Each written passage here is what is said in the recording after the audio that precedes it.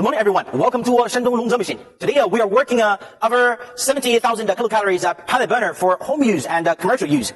As you can see, this is the pellet burner working condition. This pellet burner, including an 50 kilograms pellet storage tank, including an screw pivot, including an removable working burning chamber. This pellet burner, it's a compact size and with 4 wheels, easy for moving. This pellet burner has the function of automatic ignition, automatic burning, and automatic temperature control. You can put your cooking pot on top of this fire flame, and this fire flame can be controlled by this pellet burner. In the backside, there is an electric control panel. You can control the speed of fan blower and the speed of pellet feeding. And this pellet burner is very suitable for home and commercial use. It's also very high efficiency pellet burner. If you like Longze pellet burner, please send your inquiry to our team. Thanks for watching today's video. Trust Longze machine. Trust Longze quality. Thank you.